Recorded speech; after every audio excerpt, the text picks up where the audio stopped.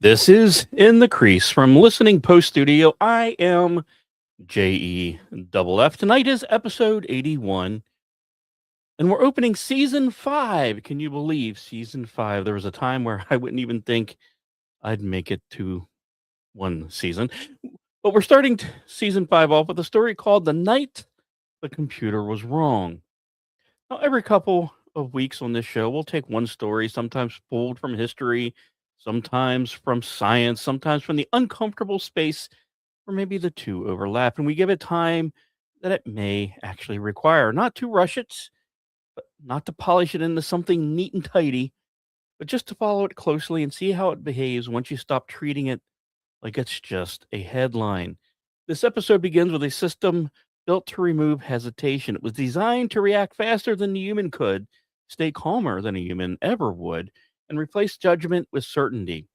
It watched continuously, it evaluated instantly, and when it saw something dangerous, it was expected to say so clearly and without doubt. And on paper, that's exactly what it did. What follows isn't a story about machines taking control. It's about a moment when a machine handed control back to a person who wasn't supposed to need it. No sense that anything historic was even unfolding, no indication that the night would matter. Just information that didn't quite line up and a decision that suddenly couldn't be deferred. That is where we are going tonight. And this is season 5 of In the Crease. On September 26, 1983, the Cold War was not abstract. It was not theoretical. It was quite operational, procedural, and quietly routine. By that point, the United States and the Soviet Union had been locked in the nuclear standoff for nearly 4 decades. The vocabulary of mutual destruction had settled in the bureaucracy. Launch codes, early warning systems, command hierarchies. These were no longer theoretical dramatic concepts. They were part of a daily military life. The danger wasn't chaos, the danger was normalcy. In the early hours of that morning, one of the Soviet Union's most sensitive facilities was operated exactly as designed. The Serpakov 15 bunker, located south of Moscow, was responsible for monitoring data from the Oko satellite system. Its purpose was narrow and unforgiving: detect the launch of intercontinental ballistic missiles from the United States and report that information up the chain of command. Now, Oko was brand new. It had been just deployed only months earlier after years of development amidst political pressure. The system relied on infrared sensors mounted on satellites and highly elliptical orbits, scanning for heat signatures produced by missile launches. In theory, it gave the Soviet leadership something they had lacked previously: time. Maybe a few extra minutes of warning before impact, a chance to possibly respond. But that promise came with a risk. Early warning systems, well, they don't prevent war, they compress decision making, they turn uncertainty into clocks. Shortly after midnight Moscow time, the bunker's displays changed state. A warning indicator illuminated. The system registered a launch. This was not a drill. The data coming in suggested a missile had been fired from a U.S. base, then another, then several more.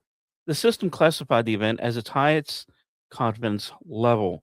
The word used internally translated to something close to reliable.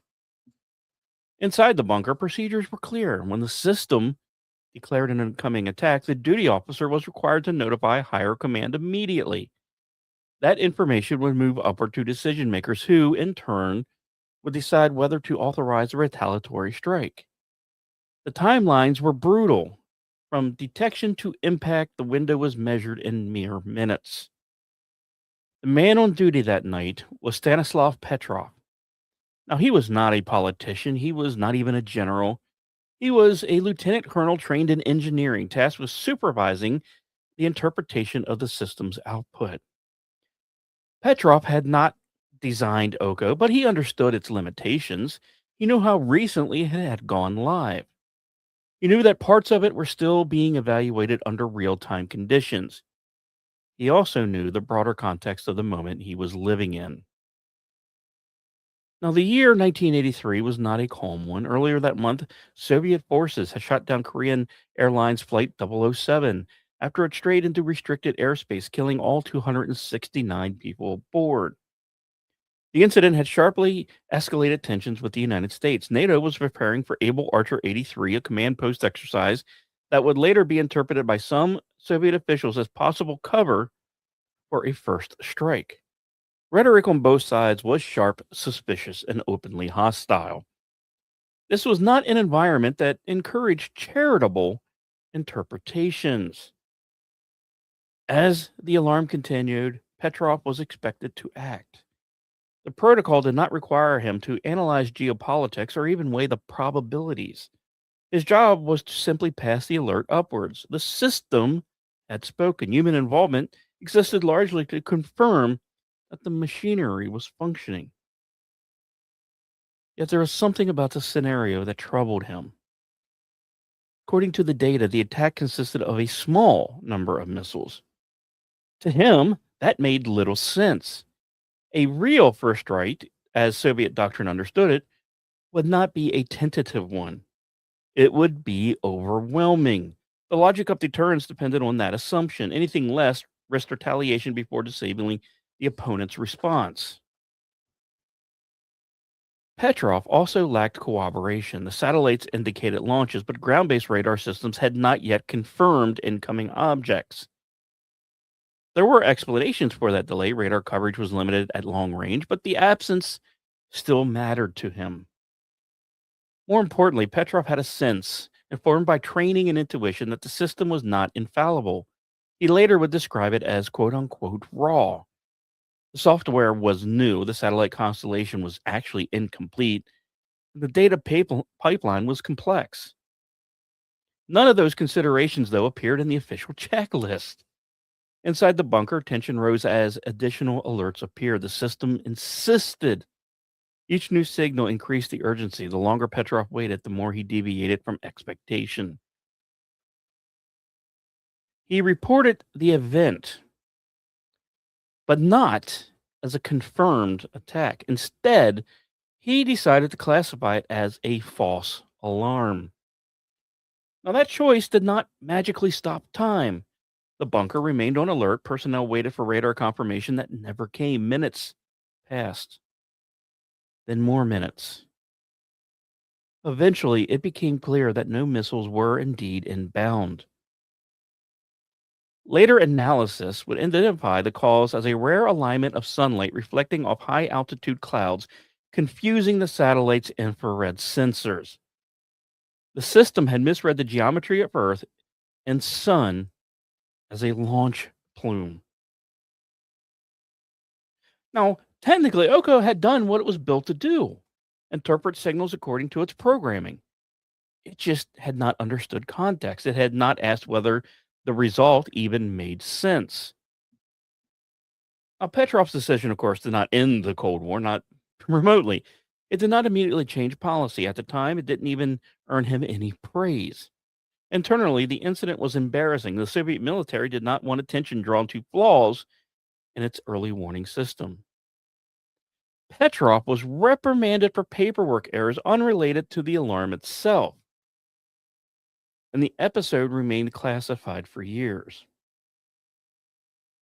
Now, what matters here is not the heroism or restraint showed by Petrov, it's the structure.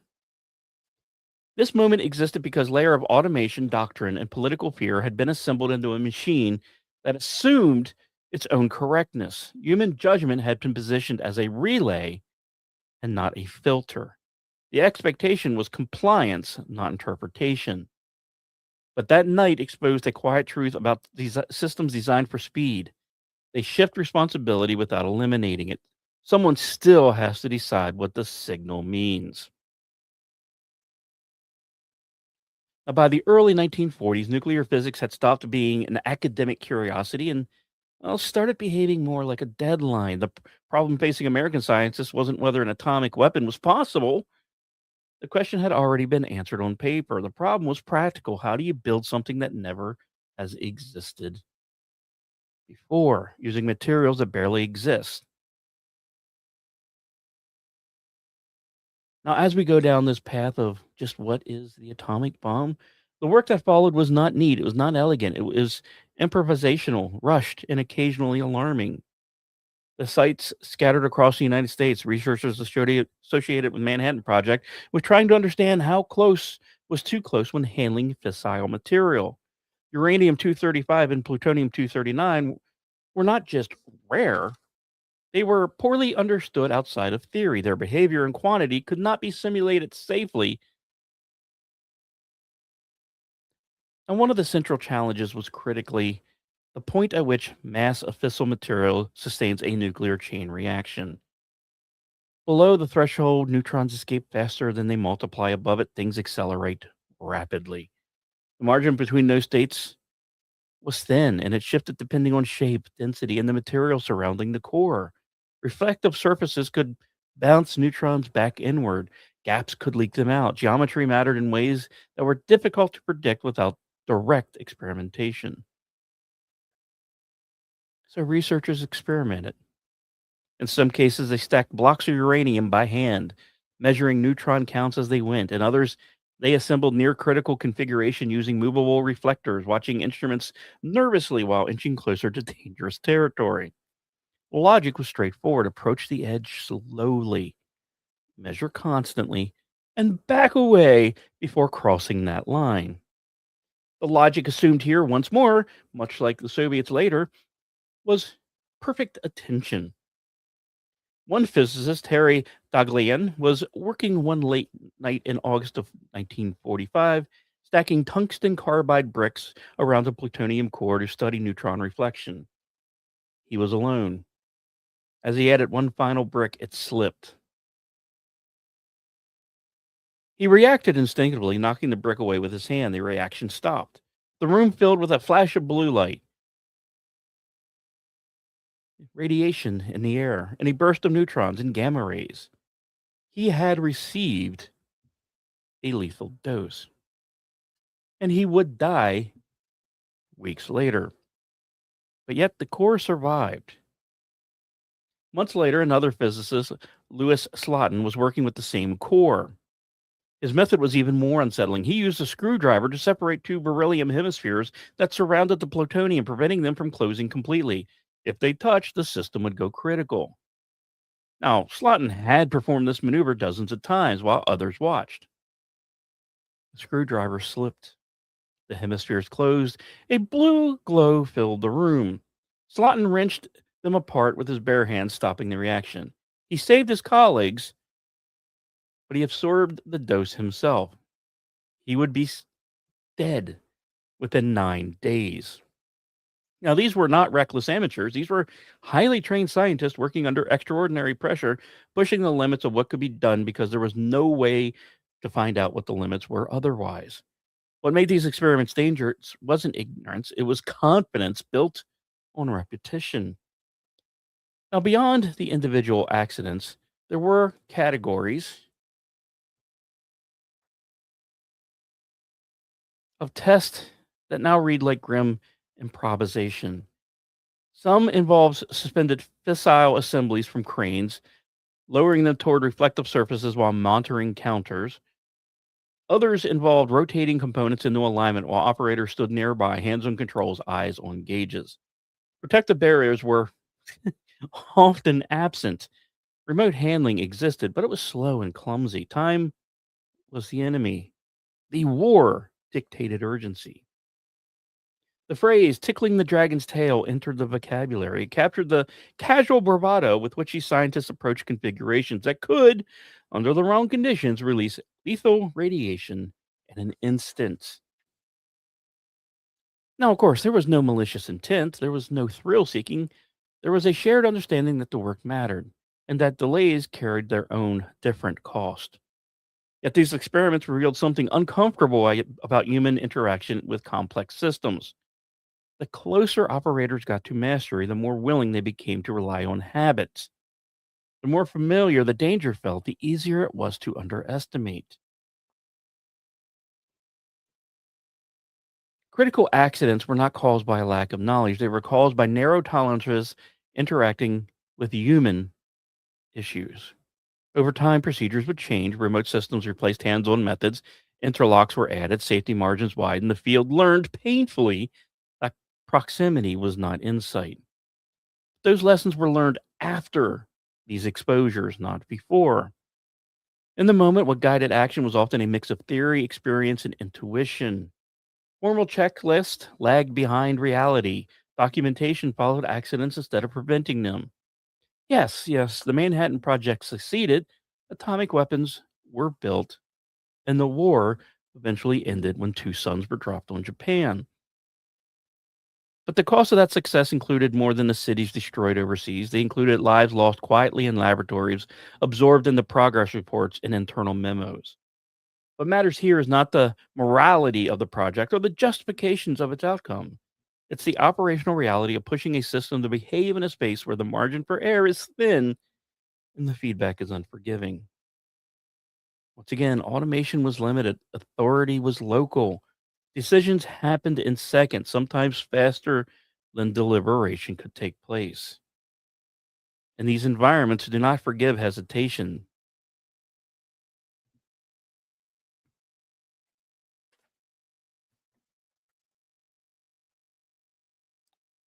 And yet, humans persisted. In November of 1979, a message moved through American military channels that was never supposed to exist. At 8:50 a.m. Eastern Time, computer displays at the North American Aerospace Defense Command began showing an incoming attack. The screens populated with trajectories arcing southward over the pole. Hundreds of Soviet missiles, according to the system, were already on the way. This, once again, was not a drill. Within minutes, alerts rippled outward. Strategic Air Command crews scrambled. Missile launch officers were notified. Aircraft were prepared for immediate takeoff. Somewhere between software and procedure, the country entered a posture designed for the final moments before impact. Then the data stopped making sense. Early warning radars failed to confirm that the computers insisted they were what they were seeing. Satellites showed nothing. The attack that had appeared fully formed on screens did not exist in the sky. I remind you, this is 1979. It turned out that a training tape, one used to simulate attacks during exercises, had been mistakenly loaded into a live operational computer. Yes, you are learning that war games based on reality. Anyway, the system did exactly what it had been trained to do. It interpreted the data it was given as real. The error lasted long enough to force decision makers into motion. It ended before those motions became irreversible. The event was classified. Public acknowledgement came only later, stripped of immediacy and texture. What remained was a quiet example of how easily simulated reality could bleed into operational truth. I'm waiting for chat to catch up to see if they go, "Holy shit, I was today's year old when I learned war games was fact based." Anyway, this was not the first time American warning systems had misread the world.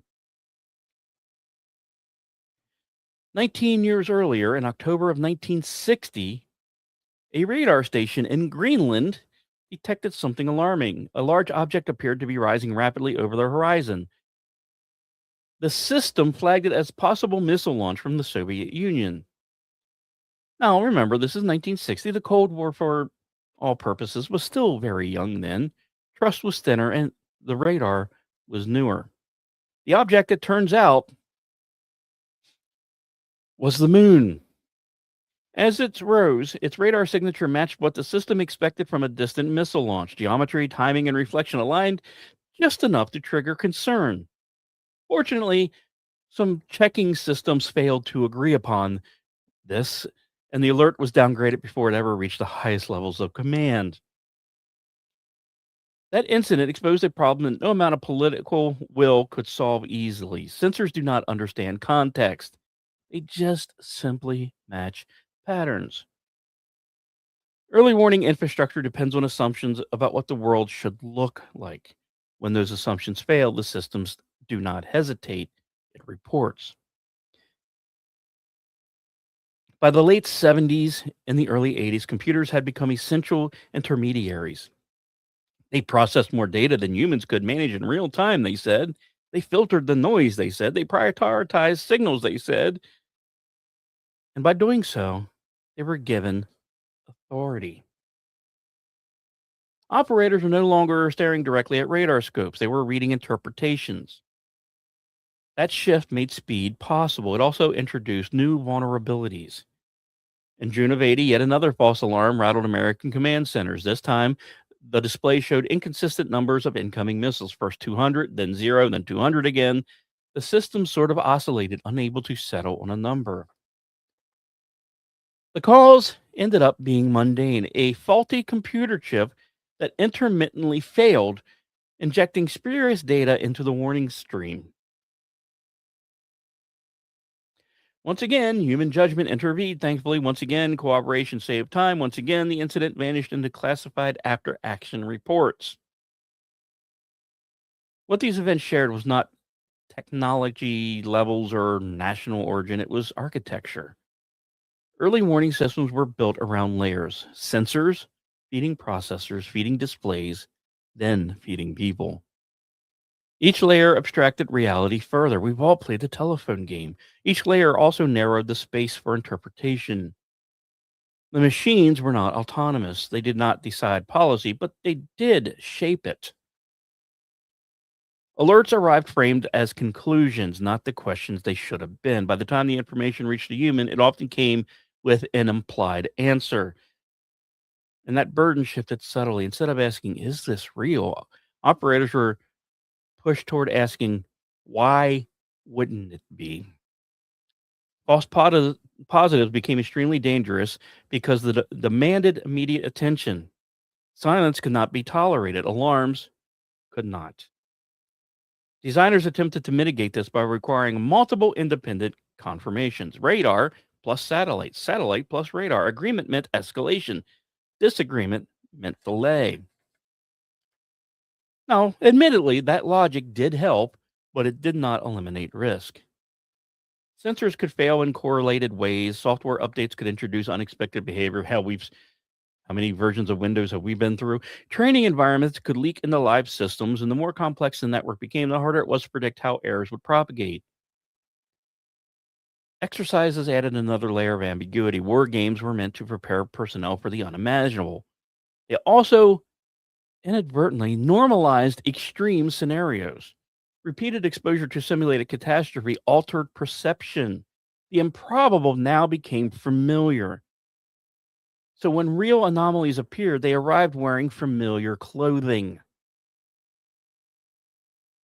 Documentation from that era reflects unease. Engineers and officers wrote about confidence erosion and alarm fatigue. Too many warnings, even false ones, would end up dulling responsiveness. Yet too few invited complacency. So there was no real clean solution. Speed and certainty pulled in opposite directions. None of these incidents resulted in launch orders, thankfully. None crossed the final threshold. That outcome depended less on technology than on restraint, verification, and the hesitation. And it's funny to think in this situation, hesitation was not a weakness, it was friction.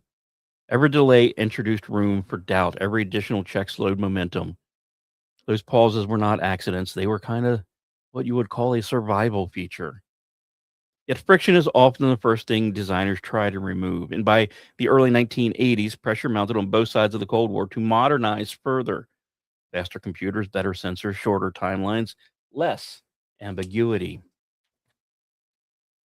Well, the paradox was obvious to those paying attention. Improvements meant less room for human correction. Yes, warnings would arrive cleaner, displays would look more convincing, the need to question would become easier to ignore.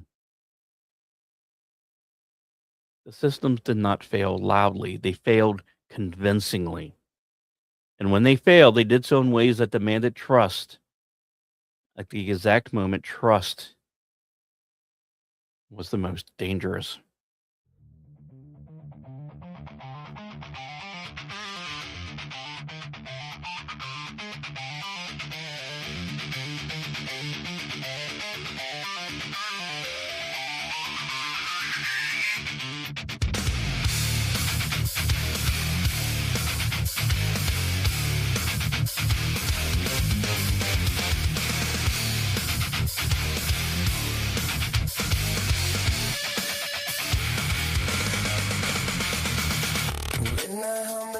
glass. The lines are coming, never ask. Been to red and measured light. Certainty before the fight. Breath held steady as I'm fame. Numbers whisper someone's name. Fabric falling out of phase. Truth compressed in narrow ways. Oh!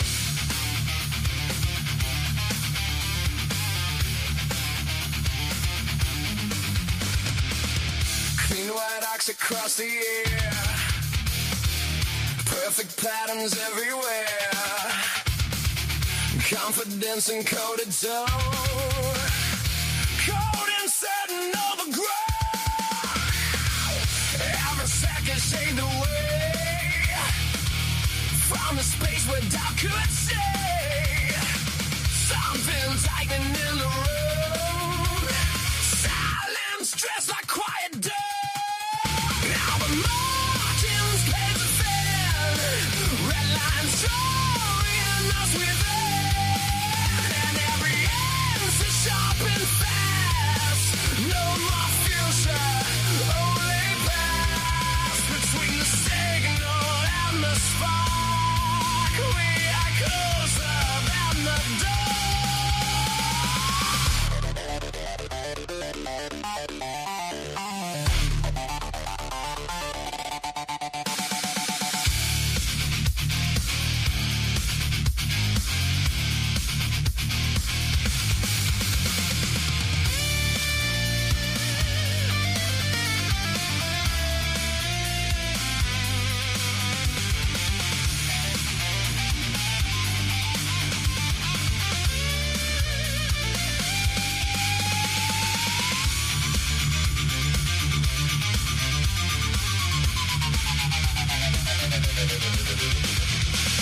Hands that hover never shake.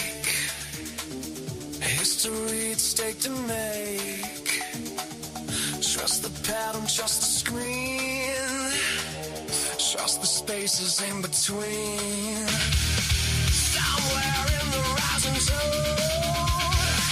a human stands there alone. Far soul beats against the tide, choosing where the world collides. Paper thin, paper thin. Between the spark and what has been. Paper thin, paper thin. A single breath decides again.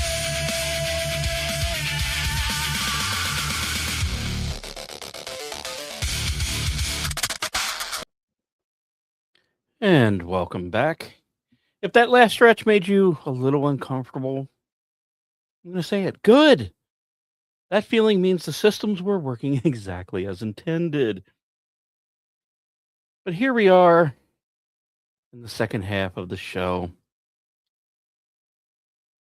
And we have to deal with all the false alarms piling up and people learning to optimize after them. So by the mid 1980s, both American and Soviet defense planners understood something that rarely appeared in public statements. The machines were fast, impressive, and wrong more often than anyone wanted to admit. Hell, use GPT for an hour and you'll see the same thing still applies. The problem was not that computers failed. The problem was that they failed convincingly. Every incident produced paperwork. Every near miss generated committees. Every malfunction was assigned to calls, logged, corrected, and filed away. From the outside, it all looked like progress. Inside, it felt like containment. Engineers would respond the way engineers tend to respond. They added layers. Redundant sensors were paired with cross-checking software. Decision trees were refined. Interfaces were redesigned to present confidence levels, probability estimates, and graded alerts instead of binary warnings.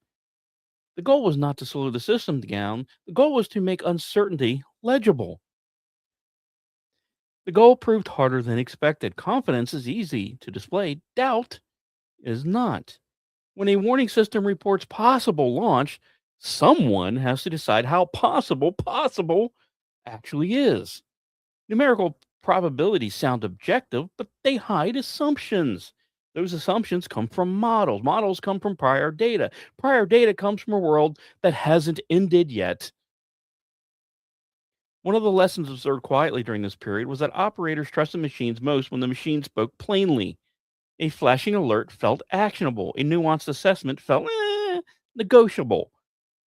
Designers found themselves wrestling with a strange incentive. Clarity increased compliance even when clarity was misplaced. Attempts to build hesitation in the interfaces would often backfire. Alerts that asked for judgment slowed response times. Slower response times was politically dangerous.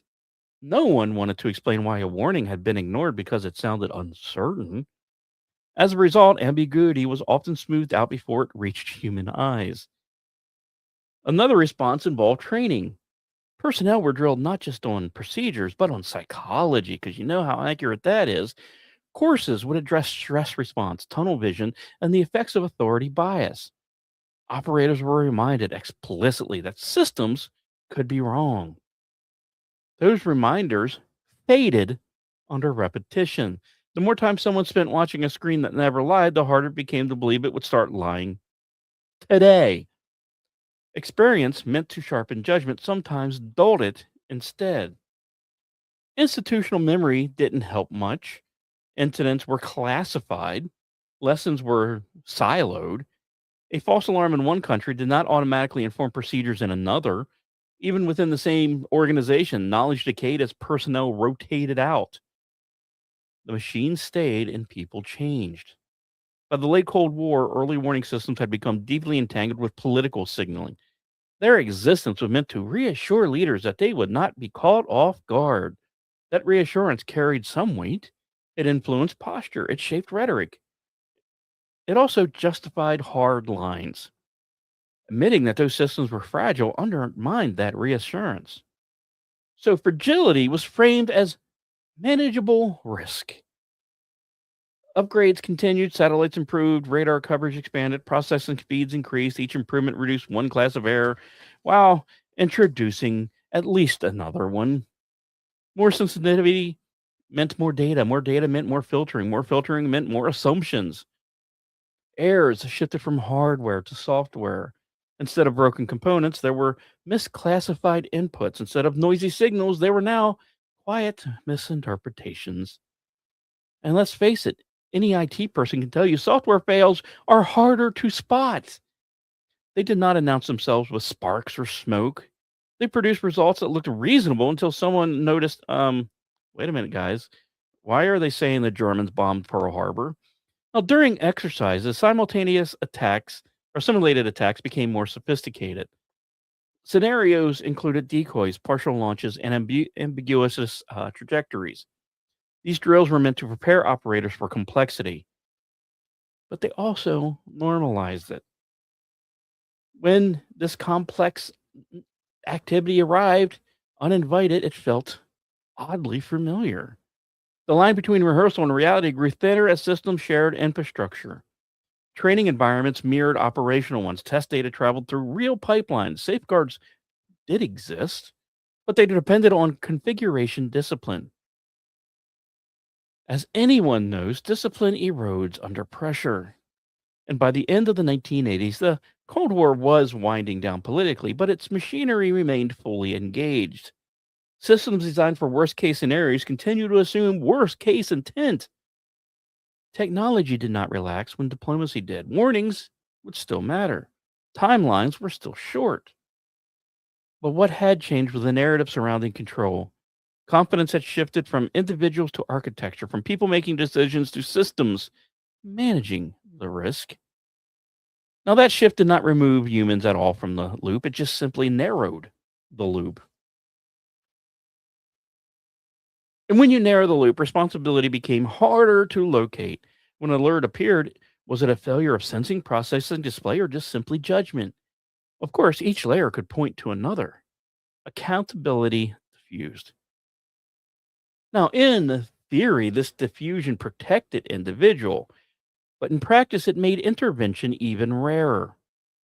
Organizations learned how to survive false alarms without changing the underlying premise that the alarms were even necessary. No one wanted to ask the obvious question too loudly. How much uncertainty can you tolerate when the cost of being wrong is extinction? Now, that question would linger without an owner. By the time the Cold War formally ended, the warning networks built to manage it were too large, too integrated, and too expensive to dismantle. They were repurposed, modernized, and continued to carry forward. They still watch constantly, still evaluated instantly, and they still reported without truly understanding. And the space between signal and meaning remained crowded with assumptions. And once again, complex systems don't usually fail because no one is paying attention.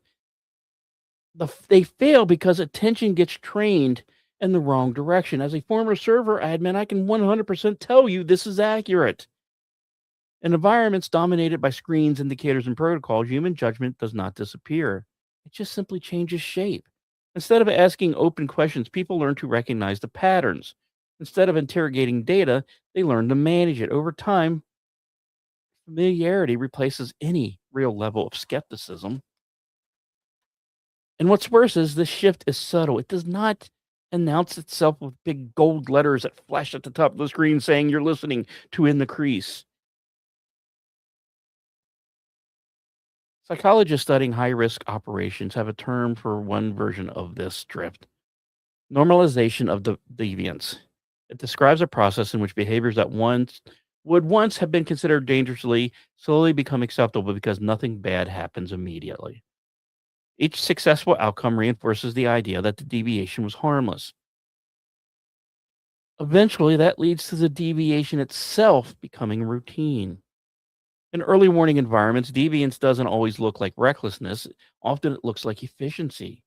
Hey, I can get a podcast ready in 20 minutes instead of the 5 hours I used to take preparing for it. I'm guilty of that at time with time crunch. Operators learn what alerts matter and which usually don't. They learn which quirks belong to the system and which indicates trouble. They develop informal heuristics that sit alongside official procedures. These shortcuts are not written down, they are passed through experience. That informal knowledge can be life saving, it can also be blind. Authoritarian bias compounds this problem. When information arrives stamped with institutional legitimacy, questioning it feels like insubordination in a way. Displays backed by complex software inherit the credibility of the organizations that built them. Doubt is now a personal risk. And this is especially true in hierarchical settings. Military command structures reward clarity and decisiveness. Hesitation must be justified. Delay must be explained. When an alert appears, the cost of acting unnecessarily is often perceived as lower than the cost of failing to act at all. And this asymmetry shapes behavior. Studies of cockpit crews, control rooms, and emergency response teams show a consistent pattern. When technology speaks confidently, humans tend to defer, even when their own observations conflict with said results. The internal dialogue shifts from "is this right" to, once again, "why would it be wrong?" And again, that shift is rarely conscious. In warning centers, the environment reinforces this. Lights, sounds, color changes, all are designed to cut through distraction. They demand attention, they compress thinking. When alerts escalate visually, they escalate psychologically. Now, these designers intend urgency, but they often underestimate influence. Training tries to counteract this by emphasizing critical thinking. Operators are, of course, told to challenge assumptions. They are encouraged to speak up. Scenarios are constructed where the systems lie and the humans must catch it. Those lessons exist alongside others that pull in the opposite direction: speed, procedures, failure to follow protocol is recorded and written down, deviations require probably 7 layers of justification. So when real anomalies occur, people default to what feels safest within the organization, not what feels truest to the data. And that leads to responsibility dilution. As these systems grow more layered, individual agency narrows. Decisions become distributed across roles. One person will verify the input, another will monitor output, another escalates finding. Each of these steps feel partial. No one feels ownership of the whole process. This fragmentation protects against individual error, but it also makes intervention harder. When something feels wrong, it can be difficult to articulate even why. The concern may not fit cleanly into any checkbox or category pre-organized and preordained by the people who built the warning systems. Raising it risk appearing vague or even, God forbid, emotional in a culture that prizes precision. So people wait. They look for confirmation. They hope, just hope the system will resolve itself. And to make matters worse, in many cases, it does. That outcome will reinforce patience. Waiting now becomes a skill, hesitation becomes habitual. Over time, the system trains its operators as much as they train it. Patterns of false alarm shape expectations, rare events are discounted, frequent anomalies are just simply treated as noise. And of course, every time this happens, organizations attempt to manage this through thresholds. Alerts become tiered, confidence levels are adjusted, often without information being passed to the people monitoring it. The idea is to reserve the strongest signals for the most certaintest of cases. Once again, though, certainty is often inferred and not measurable. In an early warning context, probabilities are built from incomplete information. They rely on models that simplify reality. When those models encounter conditions outside their training data, confidence can be misplaced. Humans seeing high confidence scores may assume deeper validation than actually exists. And there is also the problem of hindsight distortion. After an incident resolves without catastrophe, postmortems identify obvious clues that were quote unquote missed. Reports are written, lessons are extracted, and the narrative implies that the correct action was visible all along, of course. And of course, for those inside the actual moment, it never feels that way. The gap between lived uncertainty and retrospective clarity is dangerous. It creates that unrealistic expectation for future operators. It encourages the belief that better training alone can somehow eliminate error. Now, I don't want to poo poo it. Training does help, but it does not change human cognition. Stress will always narrow attention, fatigue will erode vigilance, repetition will dull novelty. These are not moral failures, these are biological constraints. Systems that ignore that become brittle. And some organization respond by attempting to remove humans further from the loop. Automated processes, consistency. Hell, try to get your account back on X and talk to a real person. Algorithms do not tire. Software does not hesitate. If the human element is the weak link, replacing it seems logical to the system. But that logic overlooks a key point. Machines inherit the assumption of their creators. When those assumptions fail, machines fail confidently. Removing human judgment does not remove uncertainty, it just simply relocates it. In environments where consequences are extreme, relocation can be deadly. By the late 20th century, warning infrastructures had become a study in trade offs: speed versus verification, clarity versus nuance, authority versus skepticism. And none of these pairs resolve cleanly. Choosing one side reshapes risk rather than eliminating it. What remains constant is the presence of people. Screens may dominate the room, procedures may dictate movement, but it still requires someone to interpret, to still decide, to still act, perhaps more importantly, to refrain from acting. And for better or worse, that role is shaped by culture as much as technology. When organizations value compliance over curiosity, errors will hide longer. When they punish hesitation, they discourage correction. When they reward speed without context, they invite momentum. The most dangerous fails do not come from ignorance, they come from environments that make doubt difficult to be expressed.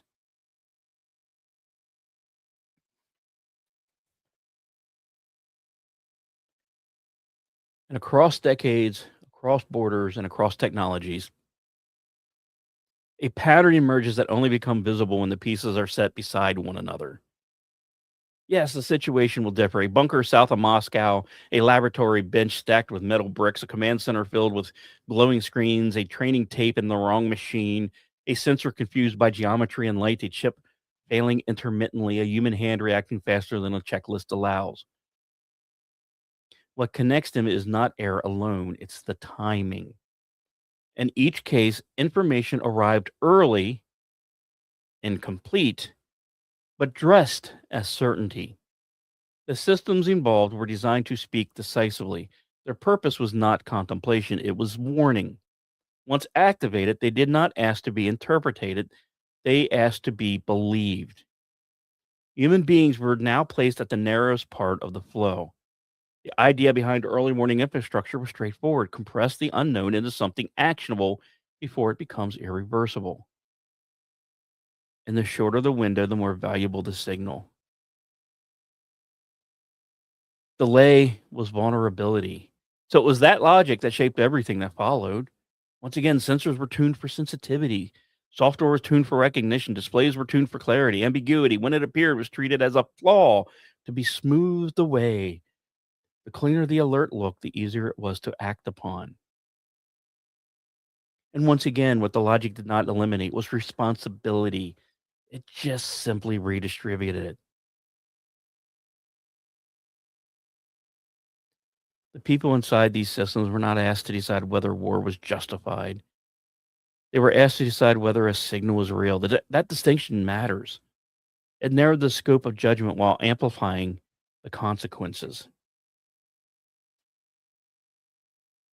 When a system reports a launch, the question is no longer abstract. It becomes immediate, and procedures need to be followed. Do you trust the machine enough to escalate? Do you trust yourself enough not to? And the laboratory proximity created a similar compression. Critical experiments were designed to explore boundaries, not cross them. The margin between safe and fatal was thin by design. Instruments reported counts, hands adjusted reflectors, eyes stayed on needles. When something slipped, there was no time to debate. And the same principle applied in command centers when screens populated with trajectories, when indicators shifted color, when alerts escalated automatically, the space for reflection collapsed. The system was already framing the situation. Once again, the human role was now to confirm and not to challenge. Once a system asserts a conclusion, contradictory information must fight upstream. Asked Orty with his fights on GPT. Radar silence has to outweigh satellite confidence. Intuition has to outweigh instrumentation. Doubt has to justify itself. That imbalance is structural. It does not depend on the quality of the individual involved, actually. It is built into the way modern warning systems translate any uncertainty into an action phase. Each resolved incident becomes proof that safeguards worked. The narrative becomes one of the resiliences rather than any sort of fragility. Oh no, the system did not fail. It caught itself, and therefore confidence will grow. What fades in the memory is how close things came to becoming irreversible. And over time, organizations adapt not by questioning the premise. No, no, they never do that. But by refining the machinery. Redundancies magically get added. Interfaces are adjusted again. Training is once more expanded. The core assumption remains intact. Earlier is better. Faster is safer. But that assumption carries that unspoken corollary. Someone somewhere will have to decide quickly with incomplete information. And as systems grow more complex, the origin of a signal becomes more opaque. A warning is no longer traceable to a single sensor or even an event. It is the product of layers of processing, each translating reality into something simpler. Once again, the telephone game. By the time it reaches humans' eyes or ears, it feels authoritative.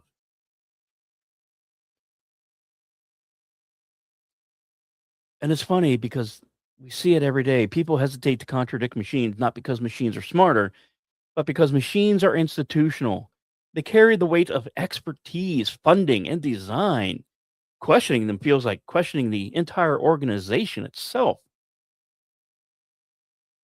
And that pressure can feel subtle at times. It does not require orders, it just emerges from the culture within. And once again, in environments where speed is prized, hesitation becomes suspect. In environments where compliance is tracked, deviation feels risky. In environments where accountability is it's diffuse, intervention feels lonely. Context is difficult to encode. Yes, you can have AI girlfriends now, but it's still not the same. Machines excel at pattern matching. They struggle with meaning. They do not know what a plausible attack looks like beyond what they have been taught and trained to do. They do not understand doctrine unless it is reduced to parameters. They do not grasp intent. When conditions fall outside the training set, confidence becomes dangerous. This is not an argument at all against automation. It is an argument against believing that automation resolves uncertainty. Each advance in speed shifts that burden onto a narrower moment, each reduction in ambiguity sharpens the decision point. Each improvement in detection shortens the time available for any correction. The systems described here were built to prevent surprise. In doing so, they introduced a different kind of surprise, the sudden appearance of certainty when none existed. What stopped escalation was not a failsafe, it was the friction, delay that mattered. And these quantities were not guaranteed by design, they survived in spite of it. As technology continues to evolve, the temptation remains the same: make it faster, make it clearer, make it harder to doubt. Each of these improvements solve one problem while intensifying another. When warning system succeeds, nothing happens. When they fail convincingly, everything becomes at risk. The lessons threaded through those moments is not about heroism or blame, it is about posture. Do we design systems that invite human judgment or systems that tolerate it only as a backup? Do we value hesitation as a feature or treat it as an inefficiency? Do we understand the difference between speed and wisdom? And these questions do not resolve neatly. They accumulate, just like the systems do themselves. Now, the world did not end on those nights. The outcome depended on restraint layered on top of machinery. They assumed urgency. It depended on pauses where none were required. It depended on people who chose to slowly process design, designed to move more quickly. That dependence has not vanished. The infrastructure remains, the incentives remain, the clock still exists. What has changed is distance between signal and consequence. Now, across all of this, what stands out isn't a single moment or a single decision. It's the way certainty keeps showing up before understanding it is ready for it. Early warning systems were built to buy time. In practice, they actually compressed it. They translated incomplete signals into authoritative statements and handed them to people expected to act without any hesitation. In laboratories and bunkers and command centers, the same pattern repeated. Machines reported confidently, and humans were left to decide whether confidence meant truth. What prevented catastrophe wasn't perfect design, it wasn't flawless technology, it was the friction, delay, verification, a willingness in very narrow windows to treat an alert as information rather than instruction. Those pauses weren't guaranteed. As technology improved, the margin for judgment narrowed, speed became safety, ambiguity became something to smooth away. None of this belongs to the past. The architecture is still with us. The assumptions are still embedded. The pressure to move faster hasn't eased. What these stories show, taken together, is the most dangerous failures don't come from chaos. They come from order that works too cleanly, too confidently, and often too quickly.